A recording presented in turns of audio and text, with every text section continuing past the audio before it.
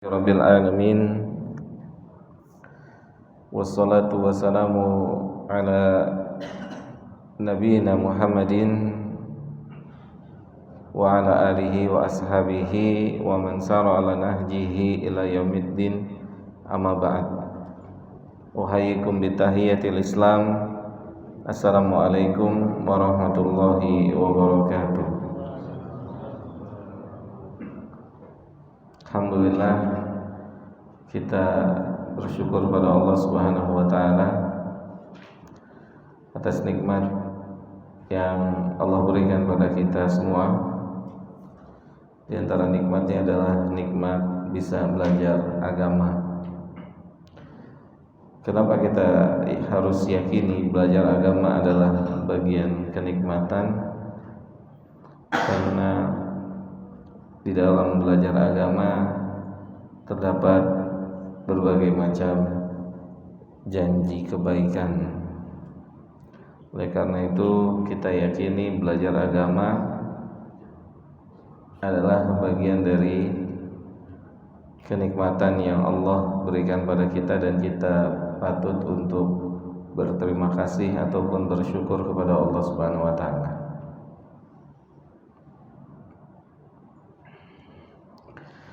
Dan selanjutnya kita juga berdoa pada Allah, semoga Allah berikan kita pertolongannya di majelis ini, karena perjalanan kita belum atau baru akan dimulai.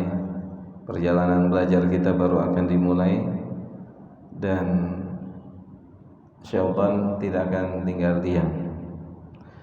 Rasa ngantuk itu akan sebentar lagi datang. Ngantuk, kemudian lemas, kemudian dorongan lihat handphone, dan seterusnya sebentar lagi akan datang.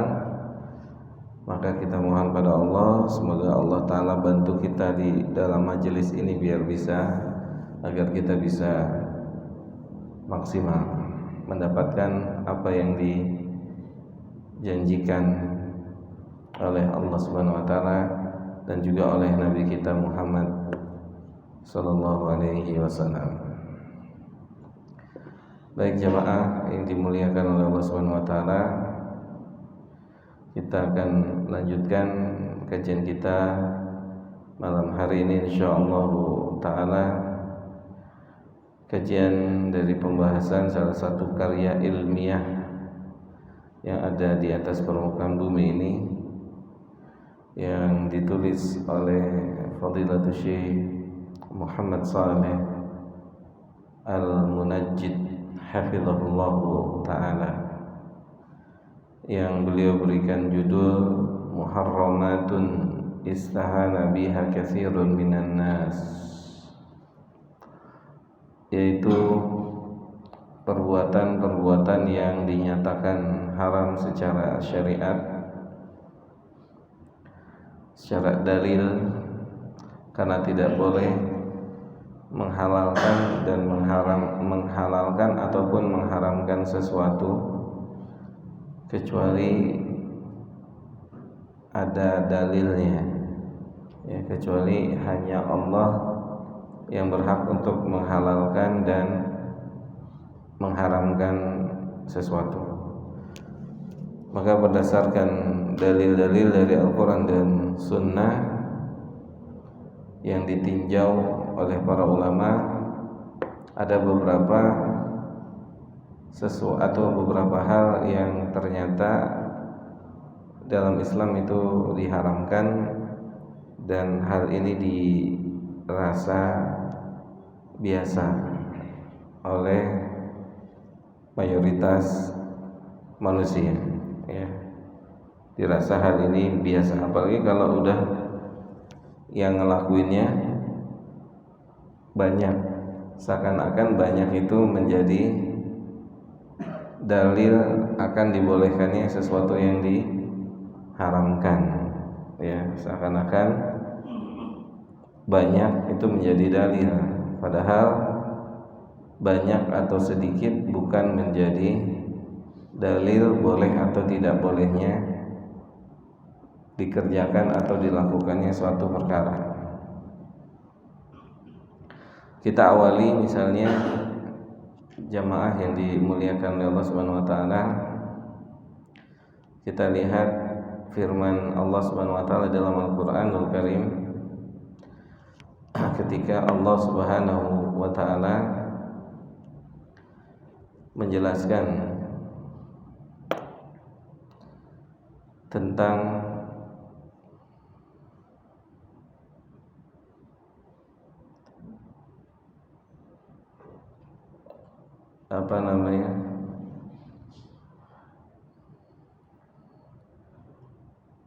tentang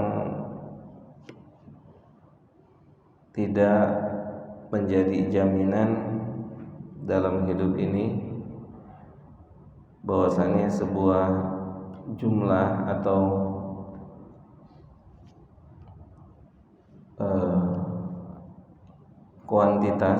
sebuah kuantitas menjadi tolak ukur, ya.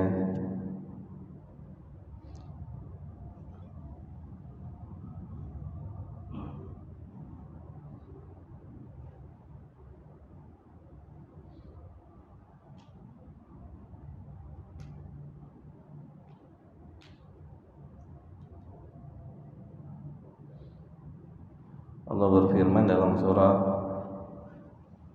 Al-An'am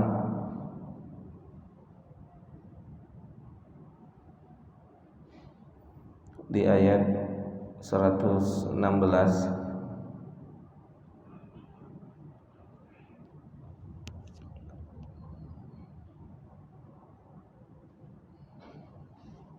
di ayat 116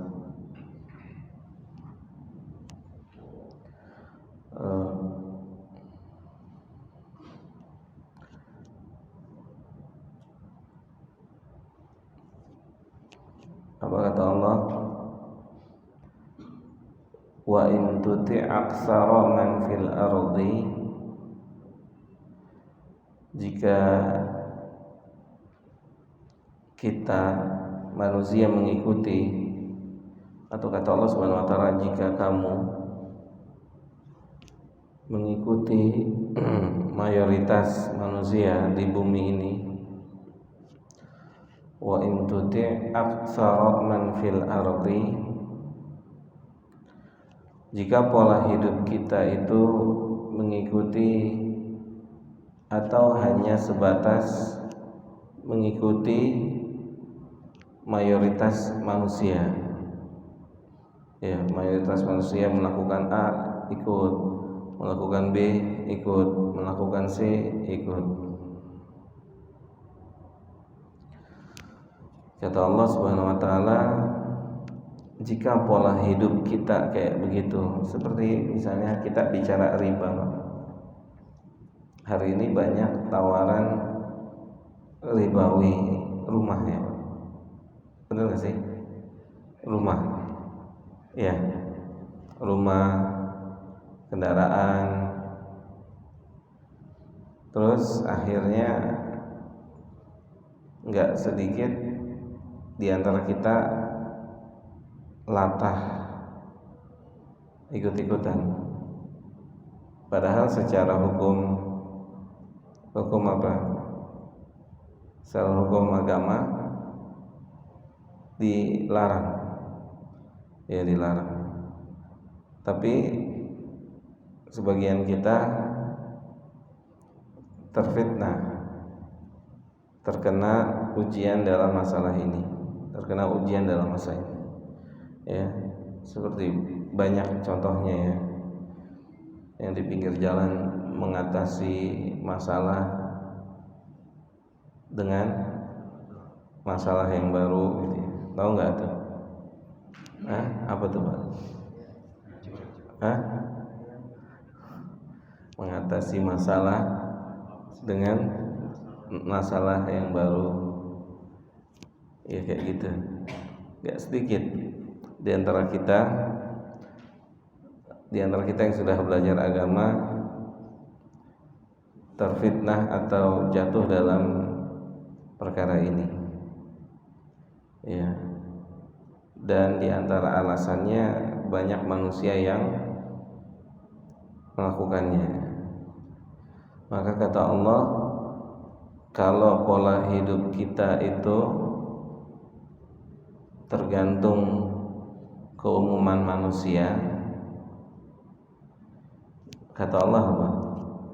Yudhilluka an sabilillah. Maka keumuman manusia, mayoritas manusia itu akan menyesatkan Anda. Akan menyesatkan Anda. Kenapa? Lihat, antum bisa lihat di ayat Al-Quran surat Al-An'am yang nggak bawa mushaf, bisa lihat di handphonenya, ya tinggal datanya aja dimatikan, datanya dimatikan, lihat handphonenya ada Qurannya nggak? Ada nggak? Ya, dilihat. Kata Allah Subhanahu Wa Taala, Rabbul Izzah mengatakan, kata Allah, yudilluka an sabil. Mereka kaum manusia itu akan menyesatkan kalian dari jalannya Allah Subhanahu Wa Taala. Kemudian Allah kasih alasan. Kata Allah Subhanahu Wa Taala, iyattabi'una illa dhann. Keumuman manusia itu, mayoritas manusia itu dalam melakukan satu perkara itu dasarnya adalah prasangka, bukan berdasar ilmu. Contoh misalnya acara malam tahun baru, ya, acara malam tahun baru, tidak sedikit dari orang-orang muslim ikut acara itu, baik nungguin jam 12 malam, bakar petasan, bakar jagung gitu ya, dan seterusnya, ya. Dilakukan itu semua dilakukan dasarnya karena apa? Prasangka. Jadi ini kitab ini hadir di tengah-tengah kita sebagai sebuah peringatan untuk kita, karena dosa-dosa yang disampaikan oleh penulis adalah dosa-dosa yang besar, tapi ternyata apa? Dianggap biasa. Kenapa bisa dianggap biasa? Karena orang ngerjainnya. Coba pacaran, hari ini lu nggak pacaran, ya nggak? Karena kenapa Pak? Mayoritasnya pacaran. Bahkan kalau kita melihat di jalan, semoga Allah jaga putra putri kita semua dari hal-hal yang melanggar syariat. Putih abu-abu itu kalau naik motor boncengan udah kayak suami istri Pak. Benar ya Pak Irwan? Sering lihat kita ya. Ya Allah, yang sering naik motor betul. Ya Allah Pak, suami istri aja nggak begitu.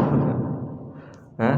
Ya Kartono, suami istri aja nggak begitu Pak. Ini udah kayak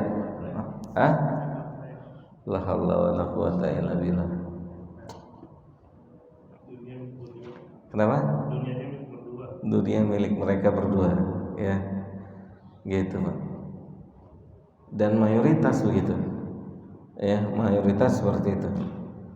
Kenapa terjadi? Karena dosa ini banyak dilakukan manusia. Jadi seakan-akan karena banyak yang ngerjain, seakan-akan perbuatan ini dibolehkan, gitu, dibolehkan, seperti riba. Ya. Hari ini yang kita sedang bahas adalah perkara yang berhubungan dengan riba. Bahkan mungkin pelaku ribanya rajin sholat. Hah? Ada nggak? Hah? Pelakunya rajin sholat, Senin Kamis puasa, imam masjid ada ya? Masya Allah. Coba, gimana Pak Irwan? Pak Mukhlis, ada nggak kenyataan ini? Ada. Dia rajin sholat, puasa Senin Kamis, imam masjid malah katanya itu. Tapi dia pelaku riba. Na'udzubillahi min dzalik. Ya, karena keterbatasan ilmu, iman, dan karena keumuman manusia. Keumuman manusia melakukannya, sehingga dia pun gelap mata. Baik. Kita lihat sekarang bagaimana apa yang dipaparkan dalam buku kita. Berapa yang punya buku berapa? 1, 2. Nyari buku ini susah ya Pak? Enggak, saya nanya serius. Nyari buku ini susah enggak? Gampang. Alhamdulillah. Baik, silakan Pak Mukhlis.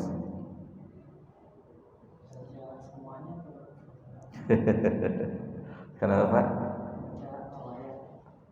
Baca apa?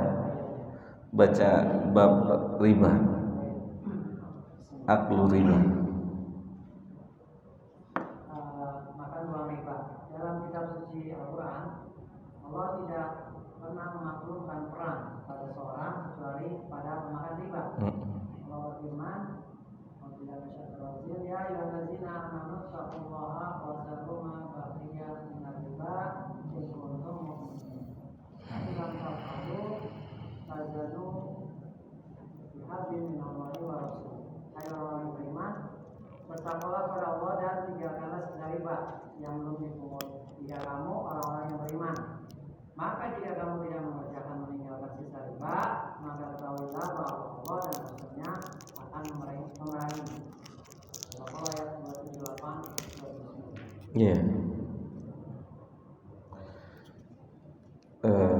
Kata penulis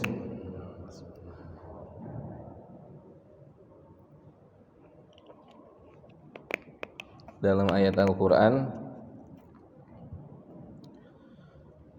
yang dinyatakan atau satu perbuatan dosa yang dinyatakan oleh Allah sebagai bentuk peperangan melawan Allah dan Rasulnya adalah dosa yang bernama dosa riba. Dosa riba. Ya. Maka kata penulis, wa hadza kafin fi bayani syana'ati hadhil jarimati 'indallahi azza wa jalla. Maka kalau kita mau mencukupkan dengan ayat ini, maka seharusnya ayat ini sudah bisa menjadi dalil acuan untuk kita berusaha meninggalkan riba. Karena konsekuensinya perang melawan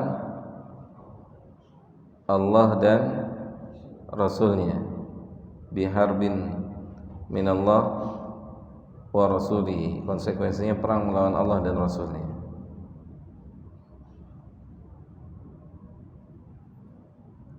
Cuma jamaah yang dimuliakan oleh Allah tadi, banyaknya syubhat yang masuk di kehidupan kita, ya, sehingga syubhat-syubhat itu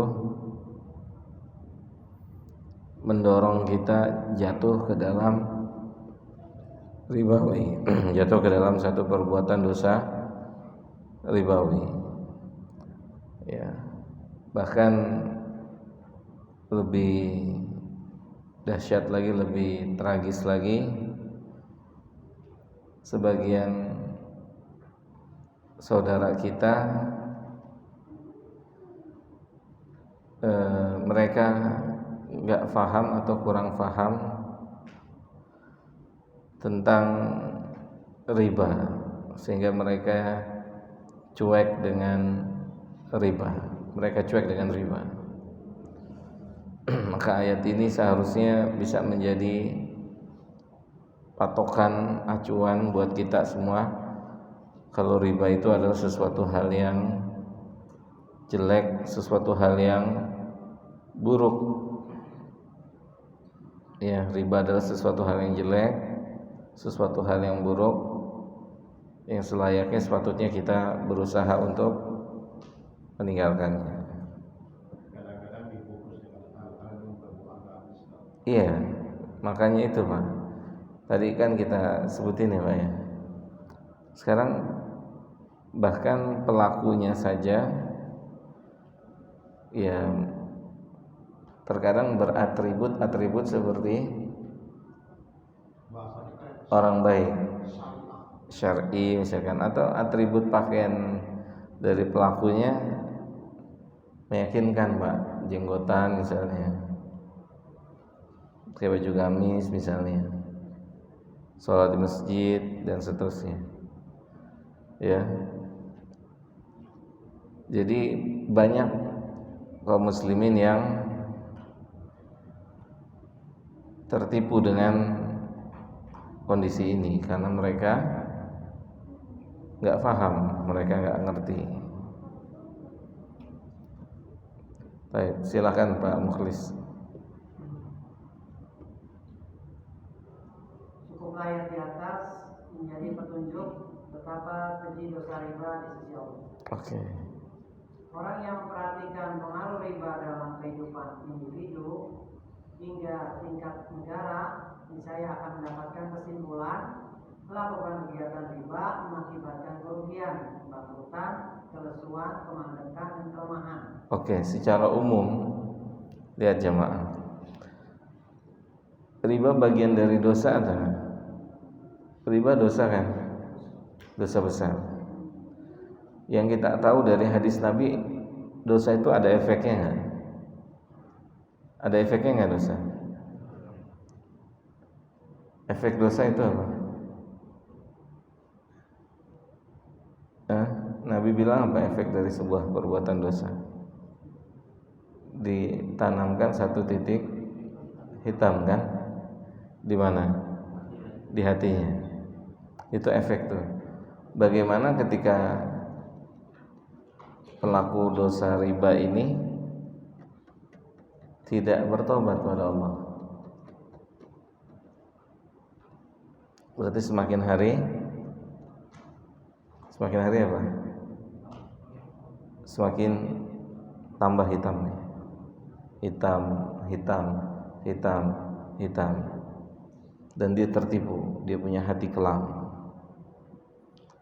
Ini salah satu dosa ya yang keumuman manusia enggak memahami. Maka kita yakin berdasarkan hadis Nabi, ibadah apapun yang dikerjakan tidak menghasilkan ketenangan dalam jiwanya ketika dia masih berinteraksi dengan dunia riba. Nggak akan tenang dia, nggak akan tenang. Dia punya rumah misalnya Pak, dia punya mobil misalnya Pak, nggak tenang hidupnya, bohong tenang. Kenapa? Karena ada titik hitam di hatinya yang dia nggak bertobat pada Allah. Apalagi kalau dia nggak tahu, apalagi kalau dia nggak peduli gitu. Titik hitam itu melekat di hatinya.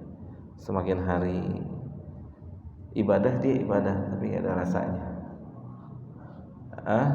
Ibadah sholat, puasa, tapi tidak ada rasanya. Padahal ibadah itu secara zatnya memiliki pengaruh untuk hidup dan kehidupan manusia, gitu. Ya, ibadah itu punya pengaruh. Itu kata penulis, pasti ada efeknya, ya, pasti ada efek negatifnya Tidak mungkin tidak. Tidak mungkin tidak. Coba Pak, sekarang kita baca hadis Nabi Sallallahu Alaihi Wasallam ini. Hadis Nabi, kata Nabi SAW, as-salatu ila salati, salat fardu yang satu ke yang satu,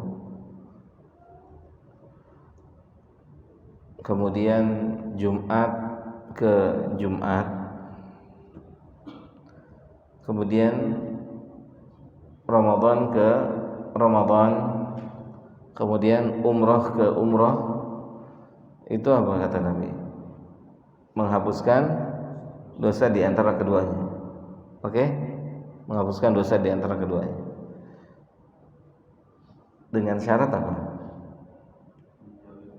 Dengan syarat menjauhi dosa besar. Riba dosa besar apa dosa kecil? Hah? Dosa besar. Riba dosa besar. Ya.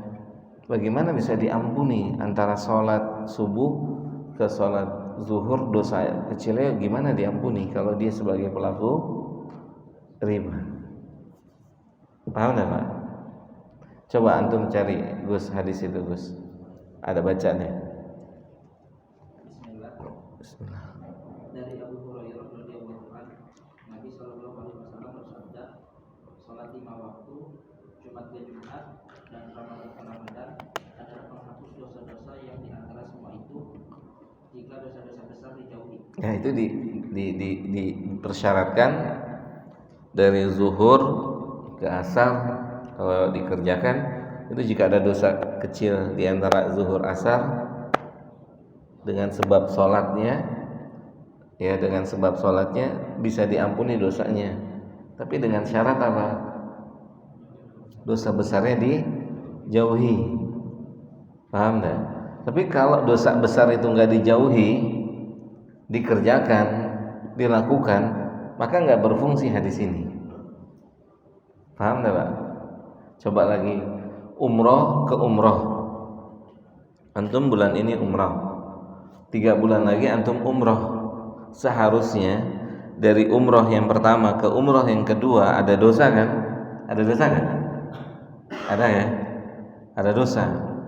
Ada dosa-dosa lamam, dosa-dosa kecil ada di situ. Seharusnya itu diampuni dosanya. Tapi berhubung ada apa? Ada dosa besar, diantaranya riba, sebagai pelaku riba. Misalnya antum pelaku riba nih, tapi antum 3 bulan sekali umroh. Antum pelaku riba. Pertanyaannya, riba itu dosa besar apa dosa kecil? Dosa besar atau dosa kecil? Dosa besar. Diperangi oleh Allah dan Rasulnya. Maka dosa riba itu bagian daripada dosa besar. Harusnya antum yang berangkat umroh bulan ini dan kemudian 3 bulan lagi berangkat, harusnya apa? Dosa antum di antara umroh pertama dengan umroh kedua harusnya diampuni. Tapi sehubungan antum, misalnya ya, antum masih bermuamalah dengan ribawi, sehingga hadis ini nggak berfungsi. Paham sampai sini? Hah? Yang saya bertanya yang nggak dihapus itu yang dosa besarnya doang atau yang itunya? Dosa besar nggak bisa dihapus otomatis. Tapi yang itunya tetap hilang. Nggak bisa, kan kita bicara dosa kecil. Jadi semuanya kan nggak melanjutkan. Kalau dosa besar itu nggak bisa diampuni dengan amal soleh. Dosa besar itu hanya bisa diampuni dengan apa? Taubat. Dosa besar itu nggak akan hilang kalau kita nggak ngaku dosa sama Allah. Nih lihat nih, saya kasih contoh ya. Kira-kira pelaku bid'ah itu beristighfar nggak? Istighfar nggak? Pelaku perbuatan bid'ah itu beristighfar nggak? Istighfar. Mohon ampun dong sama Allah. Antum pernah dengar nggak? Salah satu efek negatif bid'ah, besok di telaga nggak ketemu Nabi. Sahih? Sahih nggak? Kan Nabi dapat info itu. sebagiannya nggak diizinkan oleh Allah untuk ketemu Nabi. Apa kata Allah kepada Nabi Muhammad? Apa? Antum nggak tahu apa yang mereka lakukan semeninggal. Oke? Maka disimpulkan istighfar mereka nggak diterima sama Allah. Kenapa? Karena mereka tidak menistighfarkan apa? Bid'ahnya. Mereka nggak ada nggak ahlul bid'ah setelah melakukan bid'ah, ya Allah maafkan amal ini, semoga saya diampuni. Enggak, tapi ahlul bid'ah, pelaku bid'ah ketika melakukan bid'ah, mereka bilang apa sama Allah? Rabbana taqabbal minna. Ya Allah, terimalah amal ini. Sahih enggak? Begitu kan? Enggak mengistighfarkan bid'ahnya. Oke? Kalau istighfar itu bisa menjadi sebab diampuni, ya, seharusnya mereka nggak kehalang ketemu siapa? Nabi. Paham nggak? Karena mereka terhalang, berarti istighfar mereka la yanfa. Apa yang menyebabkan terhalang?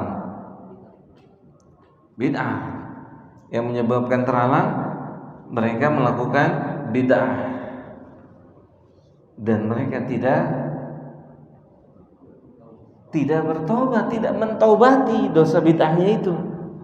Ini salah satu bukti dosa besar itu tidak diampuni kecuali hanya dengan cara bertobat, taubatan nasuha. Adapun yang diampuni dosa-dosa dengan sebab amal soleh adalah dosa-dosa yang tidak masuk ke dalam kategori dosa besar. Jelas sampai sini? Jadi antara sholat maghrib ke sholat isya ada dosa-dosa kecil di situ dilakukan, akan diampuni, seharusnya diampuni dengan sebab sholat isya nanti. Tapi berhubung yang sholatnya ini masih melakukan satu perbuatan dosa besar, maka hadis Nabi ini nggak berfungsi. Paham nggak? Nggak berfungsi, nggak berguna. Karena apa? Karena Allah nggak mengabulkan atau karena ada penghalangnya? Karena ada penghalangnya. Jelas nggak? Karena ada penghalang. Penghalang itu apa? Dosa besarnya. Antara subuh dengan zuhur dia sholat, harusnya dosa-dosa kecilnya itu bisa diampuni. Tapi karena dia masih melihara jimat, karena masih berinteraksi dengan jimat, ya, maka akhirnya nggak diampuni dosanya. Makanya kata Allah, coba antum lihat dalam surah Al-Kahfi ayat 103 dan 104.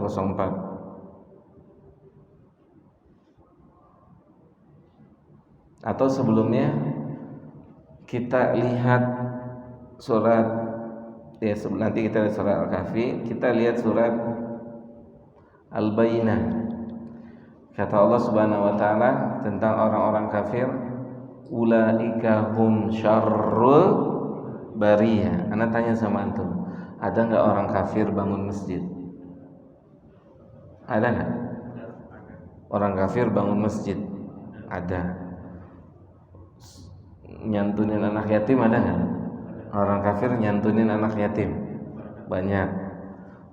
Orang kafir bikin pengobatan gratis, ada enggak Pak Irwan? Banyak. Tapi antum lihat status mereka di sisi Allah tetap syarrul bariyah. Status mereka enggak berubah di sisi Allah.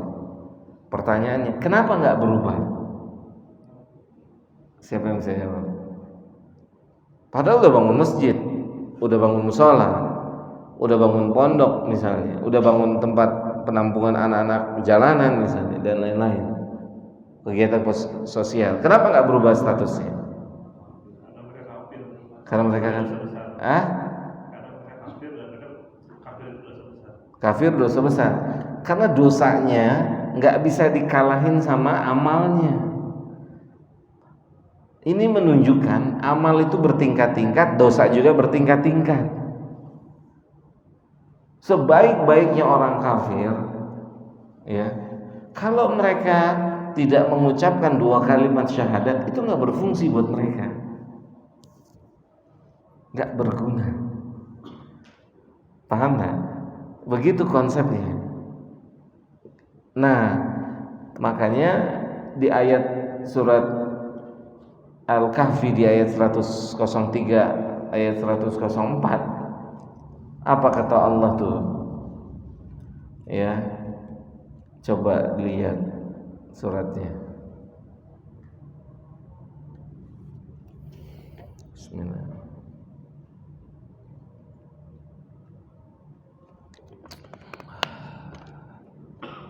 Apa coba Pak Mukhlis? Rian, baca Rian. Pak Mukhlis lagi OTW cari. Ketemu Pak Mukhlis? Masih OTW-an, antum udah dapat loh. Ya itu silakan.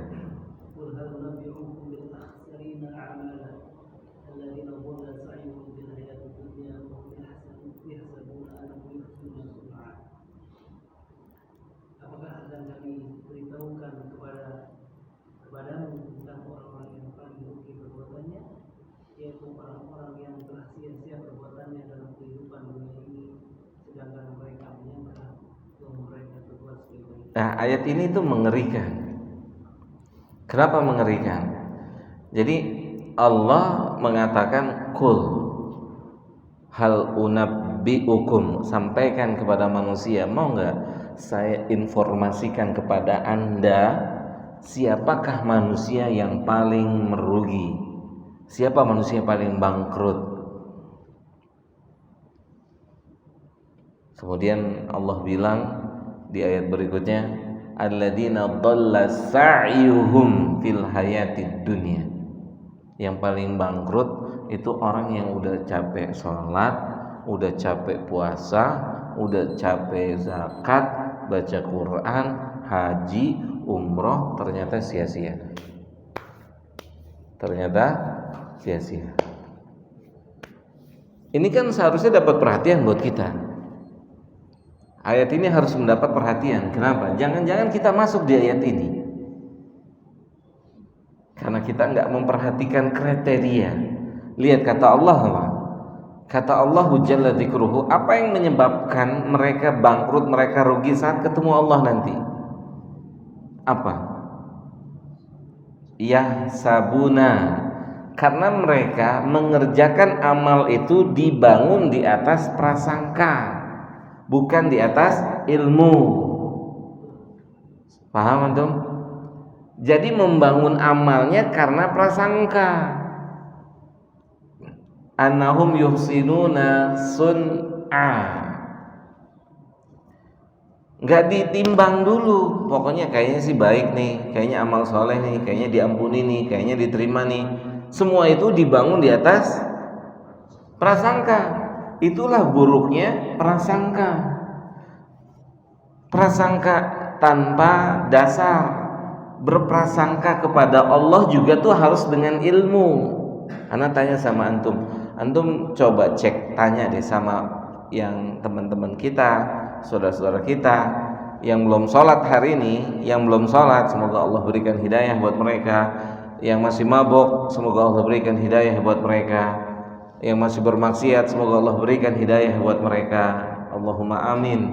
Kalau antum tanya sama mereka, antum mau masuk surga nggak? Dia nggak akan pernah bilang neraka juga nggak apa-apa. Sahih nggak? Dia nggak akan bilang begitu. Kalau ditanya mau masuk surga nggak, pasti jawabnya mau. Antum yakin nggak bisa masuk surga? Dia akan jawab apa? Yakin. Kenapa antum yakin masuk surga? Karena Allah Maha Pengampun. Karena rahmat Allah luas. Itu jawabannya. Jawabannya benar atau salah? Salah. Kenapa salah? Sekarang dia mengharapkan rahmat, mengharapkan ampunan dari Allah. Lewat jalur mana? Lewat mana? Dia jauh dari Allah. Dia nggak dekat sama Allah. Dia melanggar aturan Allah. Kemudian dia pun beranggapan, berasumsi akan bisa masuk surga, akan bisa selamat saat ketemu Allah. Ini yang disebut dengan angan-angan. Ini bukan harapan tapi angan-angan. Saya kasih ilustrasi sederhana. Nih ya. Seorang murid jarang masuk sekolah. Sekalinya masuk bikin onar. Ya. Masuk sekolah apa? Jarang. Sekalinya masuk bikin gaduh, bikin rusuh. Dan begitu perjalanan hari-harinya di sekolah. Ditanya sama temennya atau sama siapa, ente yakin naik kelas? Yakin. Kan guru fulan dan fulan itu orang baik. Dia yakin akan bisa naik kelas. Tapi kan guru fulan dan fulanah ini, bagaimana cara naikin kelasnya dia? Sementara dia sendiri tidak punya apa? Kepribadian yang bagus. Dilihatnya gimana dengan apa cara naikinnya? Paham enggak tuh? Kalau anak rajin tapi dia kurang pinter, ini bisa jadi pertimbangan. Ya kita kumpul ya. Gimana? Iya nih. Dia memang telat dia. Orang-orang udah paham dia baru paham. Orang udah ngerti dia baru ngerti. Tapi rajin banget ya. Dapat poin nggak? Dapat poin tuh. Dapat poin. Udah nggak pinter, bolos, sekali masuk, bikin gaduh, bikin onar. Rapat nggak guru? Gimana nih? Pak, bapak gimana? Bapak gimana? Kalau saya sih nggak naik kelas. Kalau bapak gimana? Iya, kalau saya sih juga nggak bisa naikin. Ibu gimana bu? Sama sih. Semua guru bilang saya nggak naikin, nggak bisa. Itu ilustrasi sederhana. Gitu. Jadi kita lanjut habis salat isya insyaallah. Sallallahu alaihi nabiyina Muhammad wa ala alihi wa sahbihi ajma'in.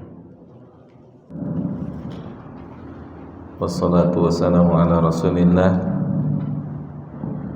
wa ala alihi wa ashabihi wa man wala, amma ba'd.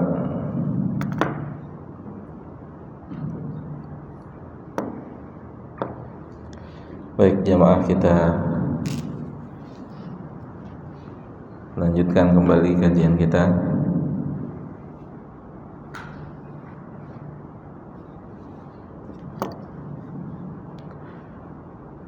Sebelumnya tadi antum angkat tangan mau tanya, udah lupa soalnya.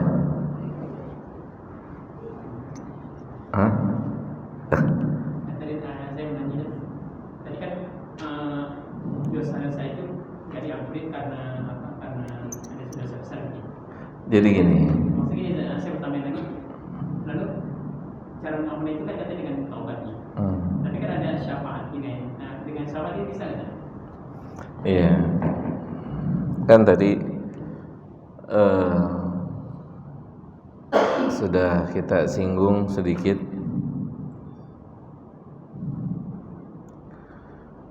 Ternyata agar tidak salah difahami, bukan berarti seorang kehilangan harapan untuk diampuni dosanya. Bukan artinya itu, tapi artinya ketika dia masih bergelimang dengan dosa besar, amal-amal yang dia kerjakan itu harusnya bisa ngampunin dosa-dosa kecil, amal-amalnya. Tapi karena dia masih berkecimpung dengan dosa besar, jadi amal dia dari satu ke satu yang lain itu tidak bisa menjadi sebab diampuni dosa. Bukan artinya dia nggak akan diampuni lagi dosanya, bukan. Artinya dia di kesempatan diampuni dosa dengan sebab amal itu nggak punya. Contohnya gini, saya kasih contoh nih.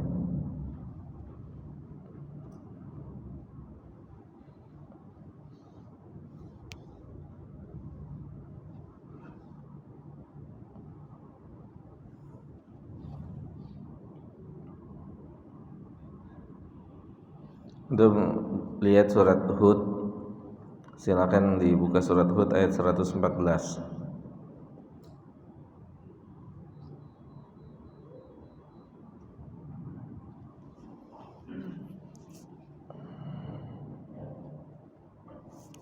Ada? Yuk dibaca. Siapa yang baca?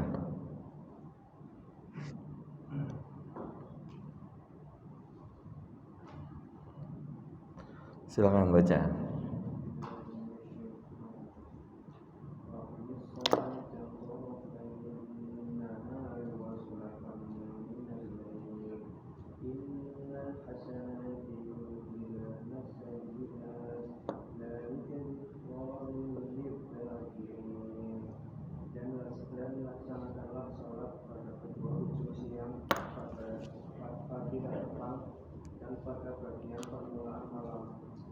Perbuatan baik itu menghapus kesalahan-kesalahan. Itulah peringatan bagi orang-orang yang selalu mengingat Allah.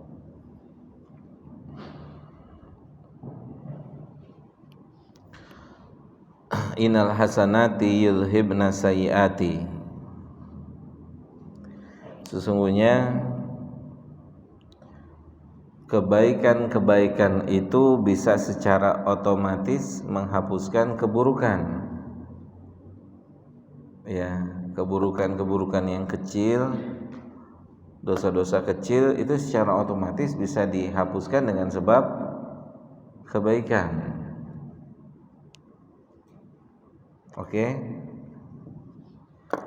Dan ketika ada sahabat Nabi SAW yang pernah melakukan satu dosa, satu pelanggaran, yaitu memegang ataupun mencium seorang wanita yang bukan mahram. Kemudian dia minta kepada Nabi kita SAW agar Nabi menegakkan hukum buat dia, ya, agar Nabi SAW menegakkan hukum buat dia. Kata Nabi, sholat, kita mau sholat. Akhirnya Nabi dan dia sholat, semua jamaah sholat. Kemudian setelah itu dia datang lagi nemuin Nabi SAW, gimana, saya mau dihukum nggak gitu atas perbuatan dosa mencium tadi. Nabi tanya, antum tadi ikut sholat nggak? Ikut. Maka sholat antum sudah ngapusin dosa antum. Taib. Nah, seharusnya itu demikian.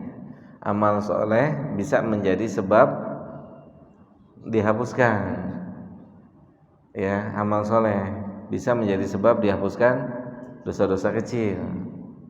Tetapi ketika ada ayat dan hadis yang lain, ternyata dihapuskannya itu ada persyaratannya.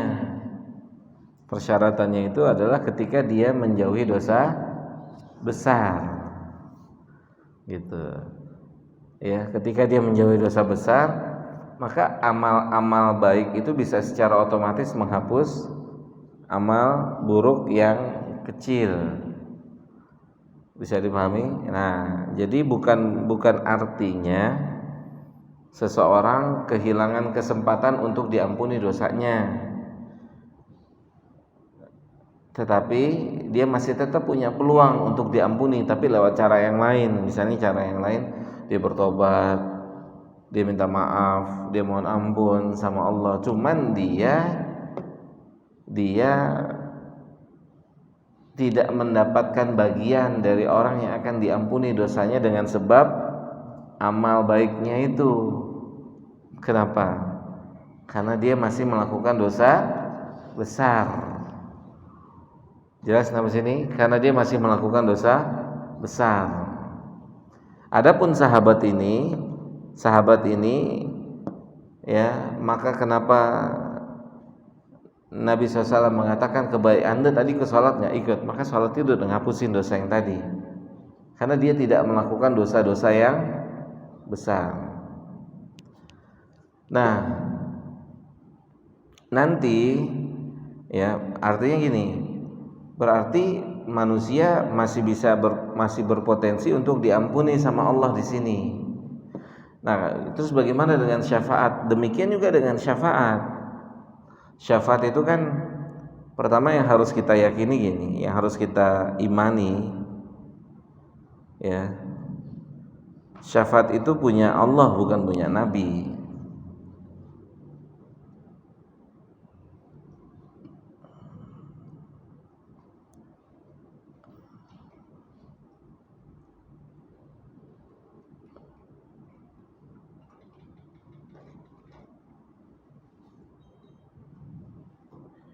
Coba antum lihat firman Allah.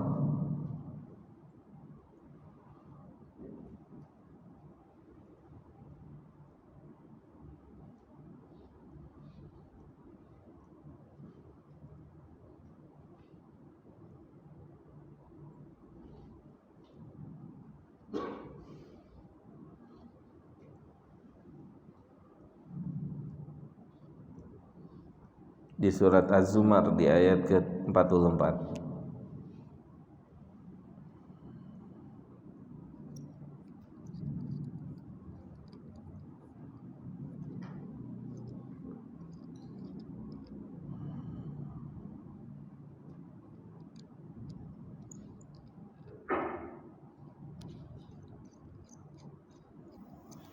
Apa kata Allah? Silakan yang mau baca.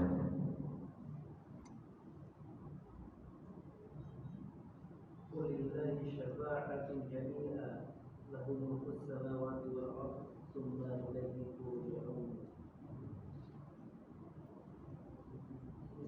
Baik. Kata Allah apa? Syafaat itu punya siapa? Punya Allah. Kalau kita mau ilustrasikan, analogikan untuk memudahkan pemahaman, gini Pak, ya, ajudan yang diamanahi oleh pemilik harta,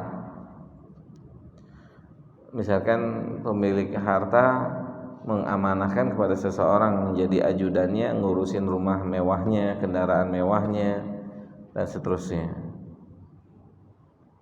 Pertanyaannya, ajudan bisa nggak sekehendak dirinya menggunakan kendaraan itu, rumah itu, bisa nggak? Boleh nggak? Enggak. Harus apa? Izin kepada siapa? Pemiliknya. Nggak bisa sekehendak dia. Kalau pemiliknya ACC silakan, kalau enggak ya enggak bisa. Maka gitu, syafaat itu yang menjadi perantara memberikan syafaat itu Nabi, tapi Nabi nggak bisa secara mutlak memberikan syafaat, nggak bisa, tergantung Allah. Nanti bagaimana Allah lihat, gitu. Kalau Allah ACC, Rabbuna ACC, maka baru bisa diberikan syafaat. Tapi kalau enggak ya enggak. Makanya buktinya Nabi nggak bisa ketemu sama siapa? Semua umatnya. Padahal dia gimana? Kata Nabi, saya ingin sekali ketemu dengan umatnya sallallahu alaihi wasallam. Tapi ternyata di hari kiamat di telaga itu sebagian orang terhalang untuk bisa ketemu dengan Nabi SAW. Ya, sebagian orang. Berarti Nabi nggak bisa berbuat sesukanya. Tapi tergantung bagaimana yang punya peraturan, yaitu Allah Subhanahu wa taala. Dan setelah diberitahu di sini apa yang menjadikan atau apa sebab Nabi nggak bisa ketemu dengan semuanya. karena mereka melakukan sesuatu yang tidak dilakukan oleh Nabi kita sallallahu alaihi wasallam. Gitu. Begitu juga dengan syafaat, begitu juga dengan istighfar. Ya. Begitu juga dengan amal soleh. Makanya dalam surat Al-Kahfi tadi ayat 103 ayat 104 itu harus jadi perhatian buat kita untuk senantiasa evaluasi amal kita. Untuk senantiasa evaluasi. Kenapa? Kalau kita nggak sering-sering evaluasi, kita patut khawatir. Khawatir nanti ada evaluasi ya di hari kiamat dan tidak lagi ada kesempatan untuk mengulang sebuah amal. Paham nggak? Kayak gini misalnya, coba kita sering dengar apa kata Allah?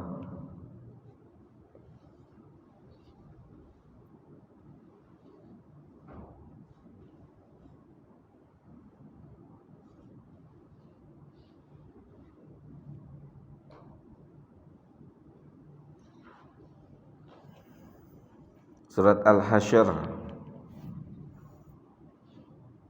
ayat ke-18.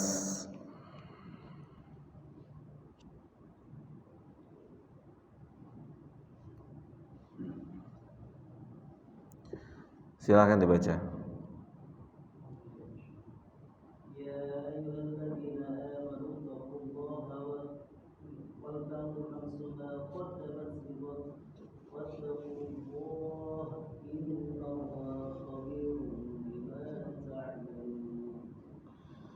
Iya, kita lihat jemaah. Ini perintah dari Allah untuk evaluasi. Kita harus evaluasi diri kita. Sering-sering evaluasi. Ya ayyuhalladzina amanu ittaqullaha wal tandur. Perhatikan, evaluasi diri Anda. Karena kalau evaluasinya hari ini masih ada kesempatan untuk remedial. Ya nggak sih? Remedial di sini, di mana? Di dunia masih ada kesempatan untuk remedial. Tapi kalau yang sudah mengevaluasi, yang sudah mengkoreksi Allah langsung besok kelar. Paham? Kita harus sering-sering remedial itu bukan masalah. Ya. Artinya memang kita manusia hidup di bumi ini tidak lepas dari kesalahan dan kesalahan. Yang jadi masalah kalau kita salah nggak berusaha untuk remed, ya nggak? Kalau salah remedial masih jadi ada perbaikan kan? Gitu. Yang jadi masalah kalau kita salah nggak mau remedial atau nggak peduli kumaha nanti aja deh gitu, gimana nanti aja deh. Enggak, sebelum ketemu Allah harus sering-sering evaluasi. Kan ini perintahnya. Ittaqullaha wal tanzur. Perhatikan. Evaluasi. Perhatikan evaluasi. Hidup Anda evaluasi. Kata Umar apa? Hasibu anfusakum. Hisablah diri-diri kalian qabla an tuhasabu. Sebelum kalian dihisab oleh Allah. Misal kita datang ke pengajian ini, kita harus evaluasi nih. Jadi datang ke rumah, datang ke sini motivasinya apa nih? Motivasinya sebagai panitia, kalau nggak datang nggak enak. Motivasinya sebagai ustadz, kalau nggak datang nggak enak. Atau motivasinya memang mau cari pahala. Kalau kita rasa, kan kita bisa ngerasain. Kenapa kita datang ke sini? Antum bisa ngerasain ya? Karena kita masih hidup, pasti bisa ngerasain apa motivasinya datang ke sini. Karena biar misalnya biar tambah imannya, kemudian biar dapat pahala, kalau memang motivasinya itu dipertahankan dan diperbaiki terus. Tapi kalau motivasinya apa? Nggak enak kalau nggak datang sama bapak fulan nanti diomongin lagi gitu. Terjadi omongan lagi gitu kan. Iya kan? Berarti kita harus evaluasi nggak tuh? Kalau motivasinya gitu berarti harus ada evaluasi nggak? Hah? Iya. Kenapa harus evaluasi? Karena kan besok koreksi dari Allah udah nggak ada lagi evaluasi, udah nggak ada lagi apa namanya remedial, nggak ada. Yang ada remedial hari ini.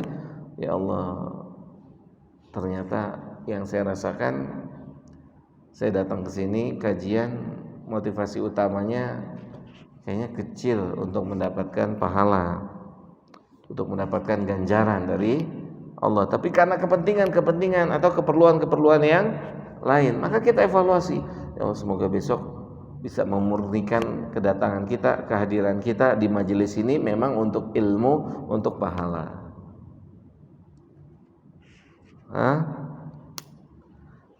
Itu perlu evaluasi. Ya, perlu dievaluasi. Jelas ya? Ada lagi mau tanya? Iya Pak. Mungkin rata-rata kita itu punya nafsu di bank, sedangkan bank itu sendiri ada banyak riba. Solusinya gimana? Gimana solusinya? Taruh di bawah bantal. Ya, solusinya kalau memang sebatas nyimpen Pak, kalau memang sebatas menyimpan bisa di rumah. Tapi kalau memang jumlah nominalnya yang besar gitu ya, artinya besar lah nominalnya gitu ya. Kalau memang masih bisa di rumah. Tapi kalau memang apa namanya bisa meminimalisir ya Pak ya, meminimalisir, memilih instansi yang benar-benar sangat minim ribawinya, kemungkinan ribawinya. Kita tanya dulu kepada instansi tersebut bagaimana prakteknya, gitu Pak. Kalau mungkin, tapi kalau misalnya masih mungkin, kalau mau nggak mau harus masuk di dunia, dinitipkan di penitipan itu Pak. Tapi kalau memang kita masih bisa taruh di dalam galon gitu kan misalnya. Nah beda lagi Pak. Tadi kan pertanyaannya menyimpan ya. Nah sekarang transaksi, berarti menyimpan dan transaksi kan berbeda Pak. Nah kalau misalkan memang untuk transaksi, ya gunakan sebatas transaksi, gitu. Gunakan sebatas transaksi. Kita harus cek berapa apa namanya uang kita, kan bisa ketahuan nggak sih? Bisa ketahuan gitu. Yang punya kita ambil, yang bukan punya kita nggak ambil gitu. Jelas Pak. Kalau untuk keperluan transaksi, ya untuk keperluan transaksi, apalagi hari ini ya, zaman udah uangnya uang digital, ya Pak. Ya, uangnya di sini. Udah nggak sih? Uangnya udah di sini semua. Pembayaran udah di sini, betul ya? Udah sebagian manusia sudah tidak bawa uang cash. Karena memang sudah sistem udah terbentuk. Ya, jangankan di tempat-tempat besar. Nasi uduk aja nyiapin kiris. Ya enggak? Ya kan? Nasi uduk gitu ya. Apa? Somai, parkir. Tuh, pakai kiris tuh kan. Gitu. Ya, parkir aja sekarang kan ada yang pakai kartu kan, Pak? Kita nggak bisa masuk kalau nggak punya kartu kan? E-money itu maksudnya. e-money itu kartu ajaib. Udah nggak ada tukang parkirnya. Itu yang ditempel kartu tol aja, ya. Tol udah nggak ada uang cash. Sama sekali kan kalau nggak ada uang cash. Sama sekali kan? Nggak ada tuh. Kayak gitu Pak. Kalau memang sudah apa namanya, sistemnya susah Pak. Mau nggak mau kita harus ikut. Kalau nggak kita nggak bisa melakukan apa-apa, ya kan? Kita nggak bisa. Bahkan ada pihak yang nggak mau terima uang cash.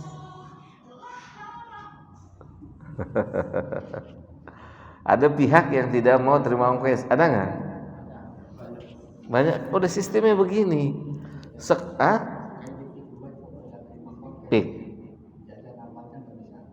Oh nggak bisa ya? Kiri semua ya? Iya.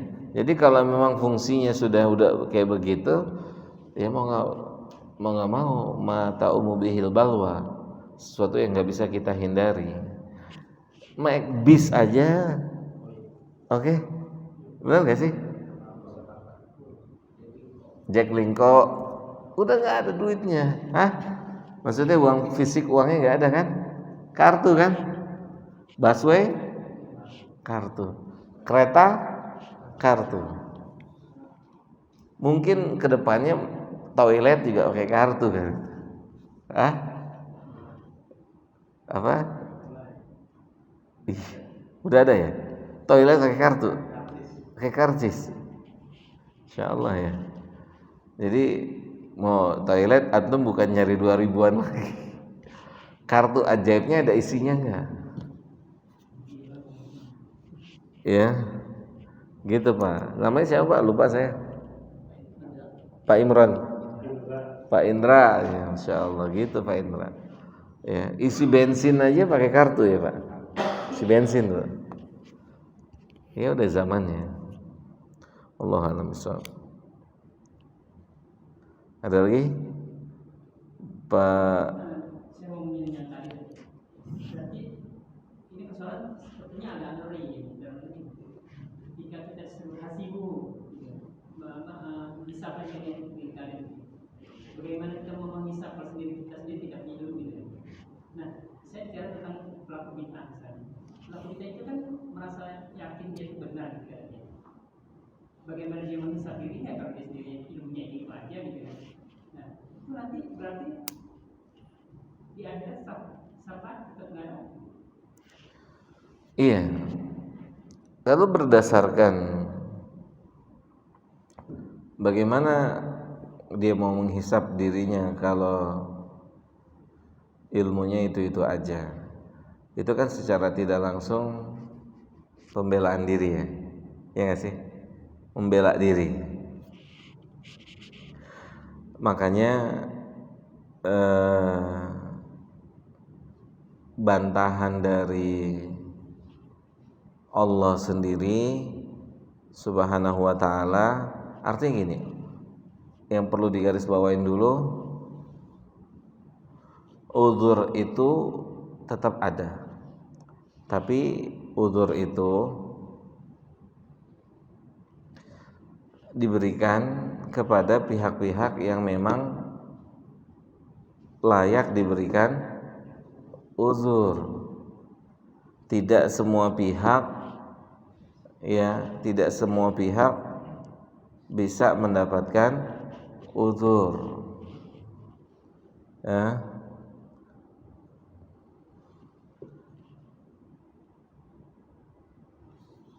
Seperti misalnya gini.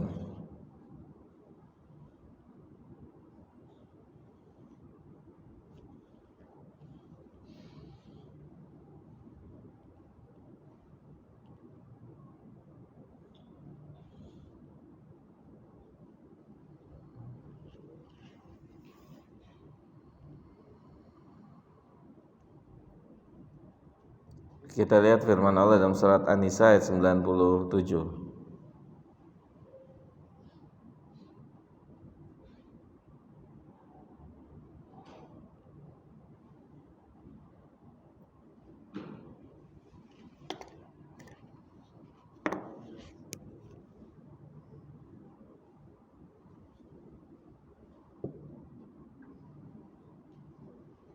Silakan.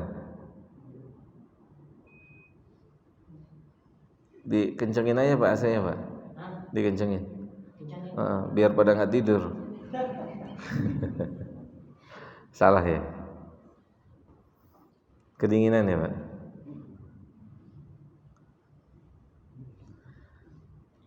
Coba dibaca artinya 97.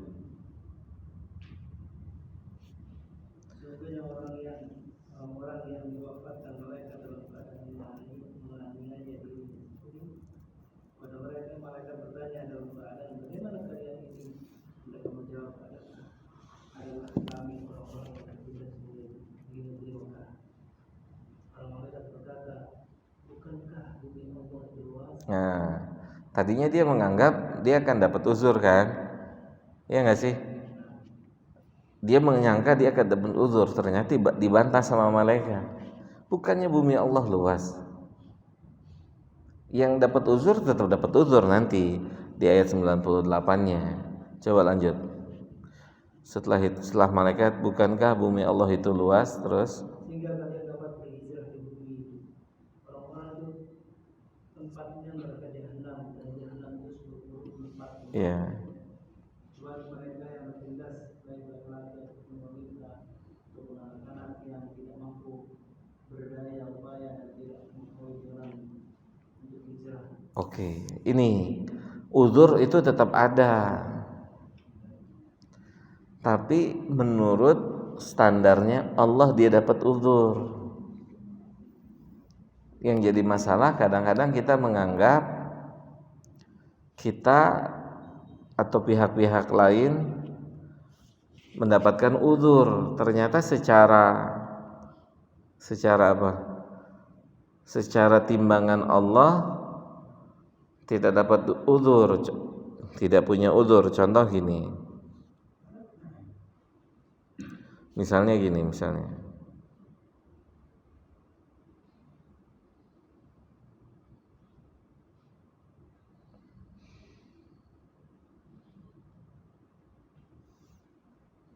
dalam surat Al-Furqan ayat 28.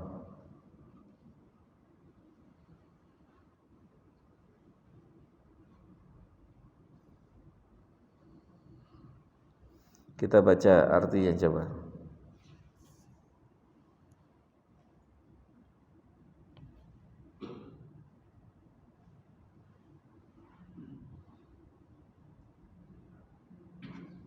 Silakan. Sungguhnya dia telah menyesatkan aku dari Al-Quran ketika Al-Quran itu telah datang kepada lalu setan itu tidak mau. Surat itu ayat berapa? 28 dulu.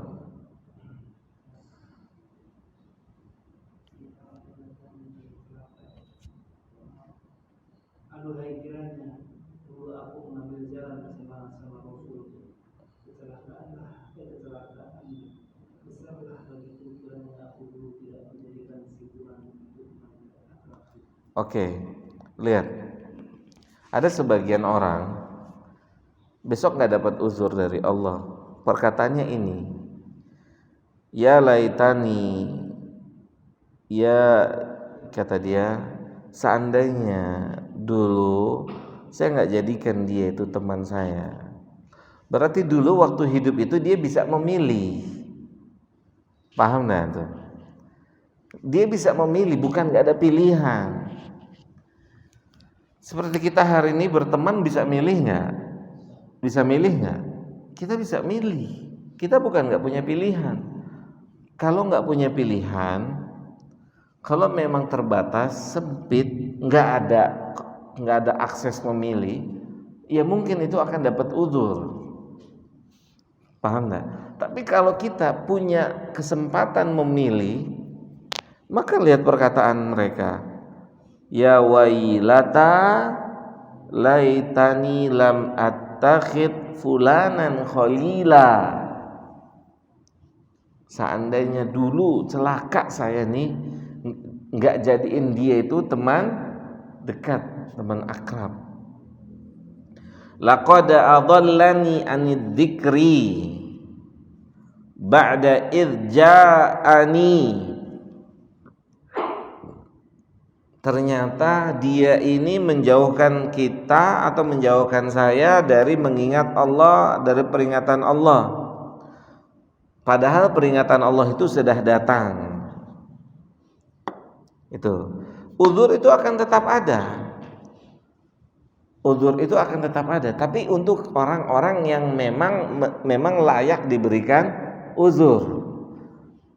Memang kan Allah nggak bisa dibohongi. Seperti misalnya lagi, antum buka surat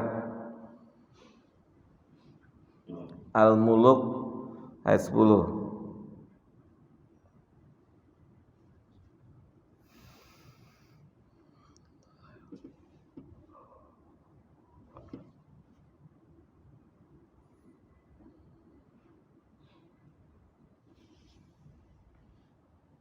Coba dibaca.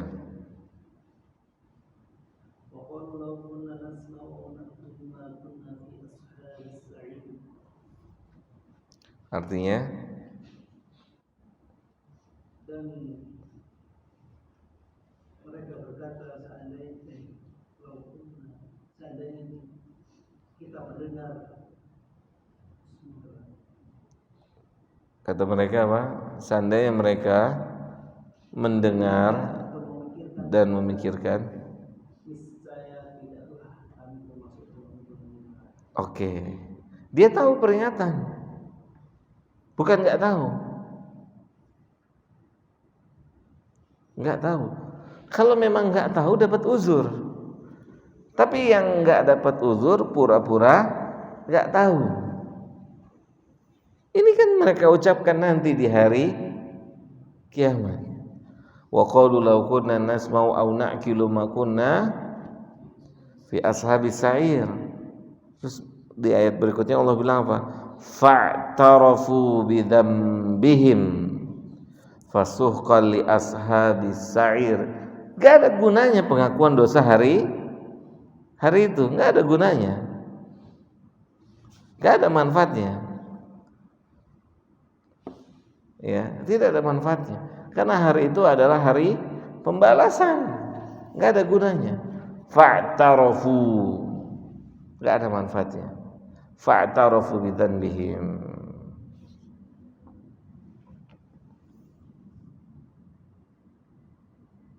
Begitu. Jadi kalau bukan berarti orang sama sekali nggak dapat uzur. Uzur itu ada, tapi memang untuk orang-orang yang menurut penilaiannya Allah berhak untuk mendapatkan uzur. Tapi ketika menurut penilaiannya Allah tidak berhak untuk mendapatkan uzur, maka tidak dapat uzur. Dan ini adalah di antara ayat. Uzur itu tetap ada, ya. Uzur itu tetap ada. Makanya dibedakan di dalam agama kita. Dibedakan apa? Antara orang yang tidak tahu sama orang yang lalai. Itu dua kelompok manusia, dua kelompok yang berbeda. Enggak tahu sama lalai. Kalau enggak tahu berarti dia enggak tahu. Kalau lalai tahu enggak? Kalau lalai itu tahu. Makanya orang lalai kena hukum dan dilarang oleh Allah, wala takun minal ghafilin. Jangan antum termasuk orang-orang yang lalai. Gitu. Jelas ya? Masya Allah. Apa? Lalai itu lupa yang disengaja, ya nggak sih? Lalai itu lupa yang disengaja.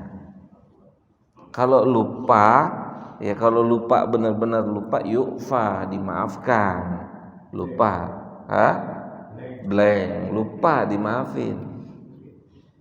Tapi kalau lalai mengakibatkan lupa yang disengaja, lupa disengaja mengakibatkan lalai, itu kena hukum, gitu. Makanya dalam agama kita dibedakan, yang mendapatkan uzur adalah orang-orang yang lupa, tidak tahu gitu. Tapi kalau lalai kena hukum, dan ayat menyebutkan demikian. Ya, ayat menyebutkan demikian, hadis menyebutkan demikian. Kalau lalai itu kena hukum. Di antara buktinya Allah tidak akan terima uzurnya orang-orang yang lalai. Gitu. Ya, Allah misalnya gini.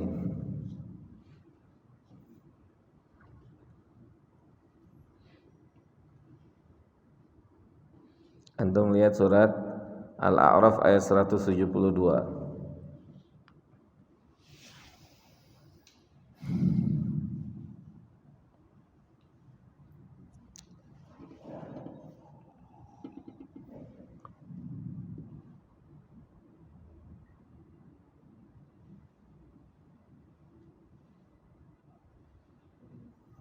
Ya, baca.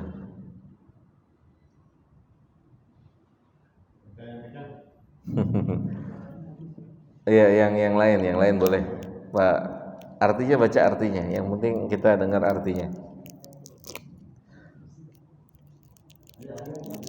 Kayaknya nih matanya harus pakai kacamata plus ya.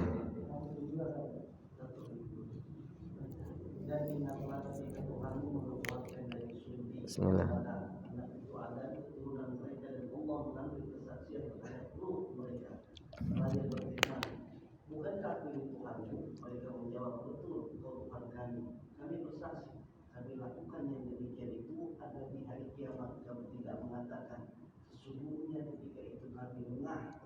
Oke, nggak diterima kelalaian itu. Ya, ghafil tuh kata Allah. An hada ghafilin. Beda lalai sama enggak tahu. Lalai itu tahu apa enggak? Lalai itu tahu. Makanya diambil persaksian oleh Allah agar besok enggak ada orang yang bisa bilang saya enggak tahu. Saya lalai. Enggak bisa tuh. Mau enggak mau harus tahu dia. Mau enggak mau harus mengerti. Ya, jelas sampai sini ya.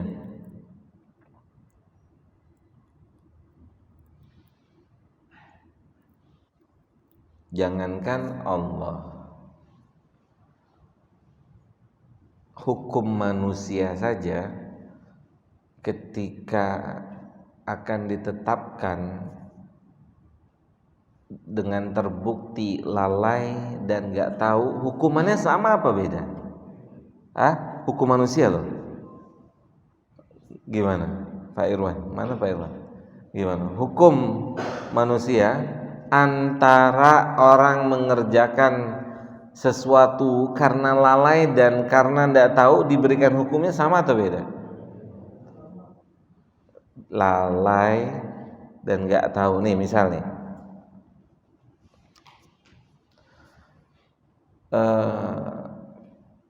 kita sebagai pengajar misalnya dia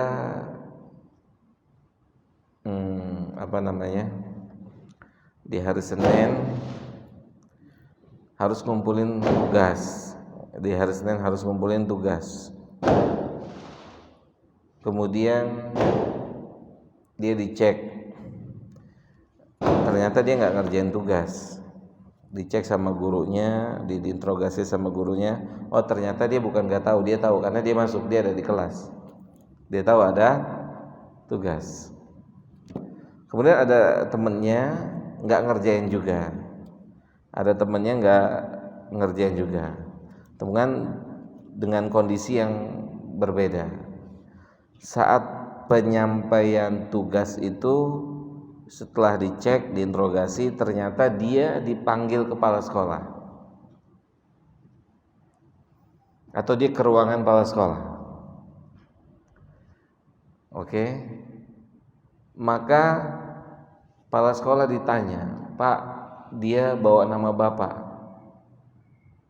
Katanya dia ini jam segini saya kasih tugas, dia sedang bersama bapak. Kepala sekolah akan melakukan pembelaannya. Iya, dia sama saya.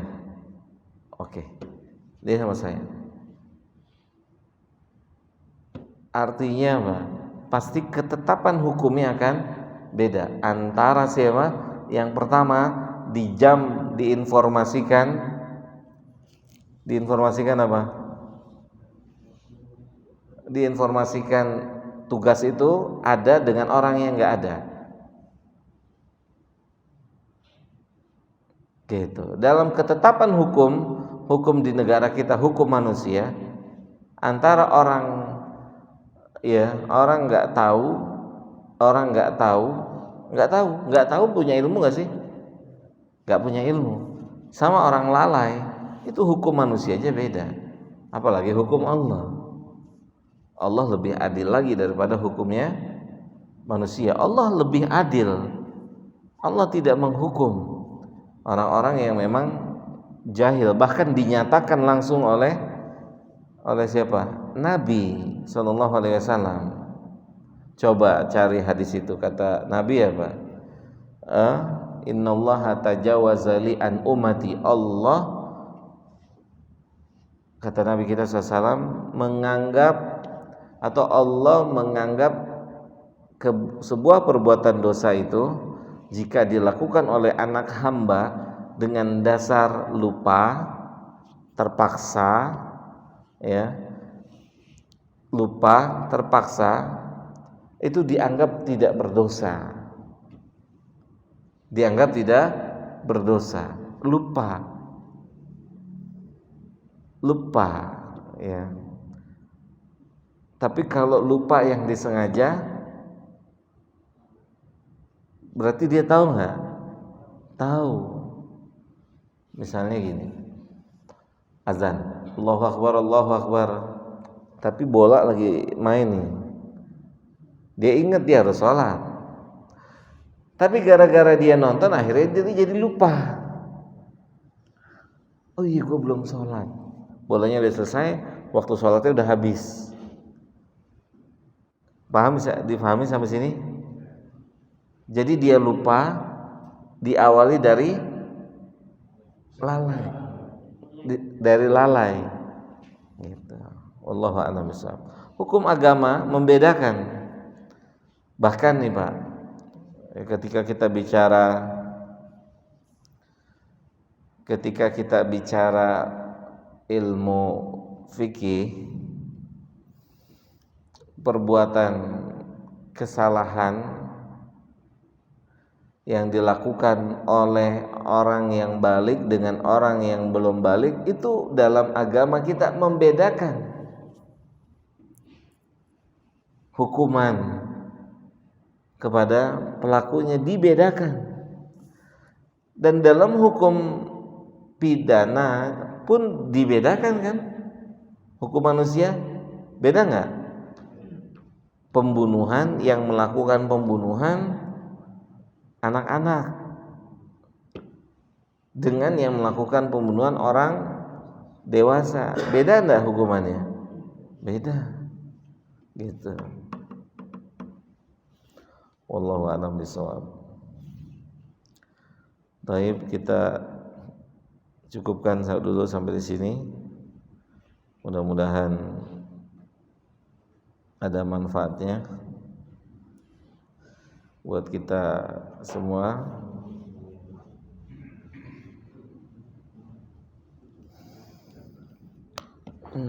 Biasanya kalau udah begini nih ngantuk hilang. Ya. Kalau udah apa? Udah penutupan itu, setan juga gembira selesai. Yang paling setan itu ya. Kita cukupkan sampai sini, mudah-mudahan bermanfaat buat saya dan buat kita semua.